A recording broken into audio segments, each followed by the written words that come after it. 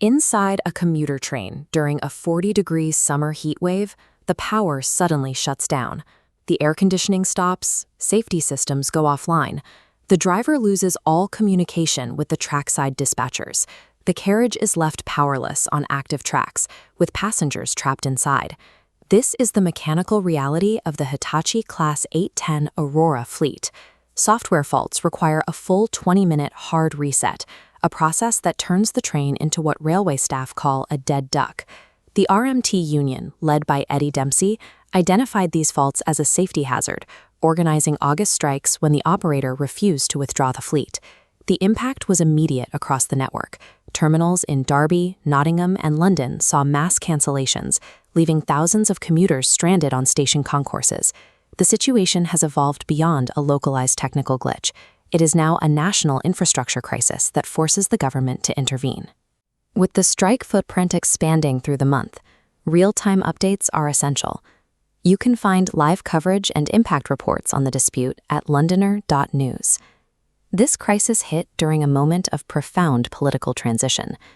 Keir Starmer's sudden resignation left the seat of executive power momentarily vacant. Andy Burnham stepped into that vacancy, invited by the King to form a new government on July 20th. A single malfunctioning train in the East Midlands has become the first immediate test for this new administration. Burnham acted within his first 72 hours, executing a cabinet reshuffle that removed 15 of Starmer's closest allies. He replaced them with a team committed to a significant shift in policy. He appointed Louise Haigh as First Secretary of State and Minister for the Cabinet Office, placing a close ally in the position of his de facto deputy. This cabinet was built to implement a specific political doctrine Burnham developed during his time as a regional mayor, a philosophy he calls Manchesterism. The logic of that doctrine requires the mandatory coupling of economic growth with social progress, achieved through direct state control of essential infrastructure. This replaces 40 years of deregulation and privatization, a model Burnham argues drove growth but failed to improve public welfare. Under his platform, public control is a prerequisite for growth, rather than a reward for it. The primary proof of this concept is Greater Manchester's B network. Burnham successfully brought the region's deregulated bus system back under local authority control. The network ran a third cheaper, maintaining a strict £2 fare cap and returning depots to public ownership.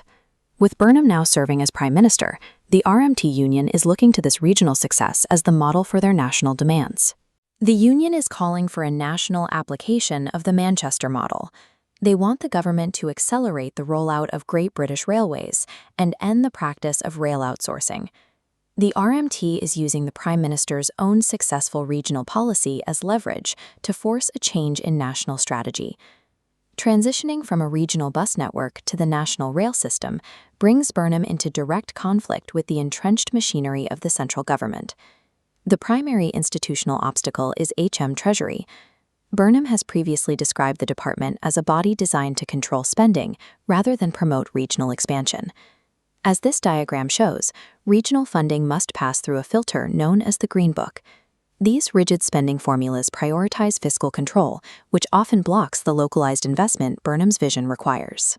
The outcome of this rail dispute dictates the fate of Burnham's wider and legislative agenda, including the 2027 Employment Rights Act and his proposed Good Employment Charter. Burnham faces a direct contradiction.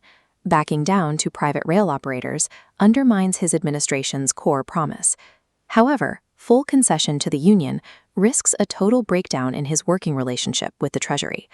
This political deadlock always returns to the physical crisis on the tracks, the stranded, sweltering EMR Aurora trains.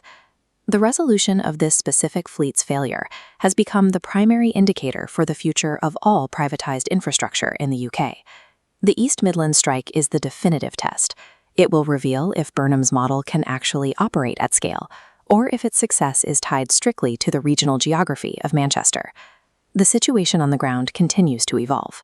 For daily updates and in-depth analysis of the strike's ongoing impact, follow the link in the description to londoner.news.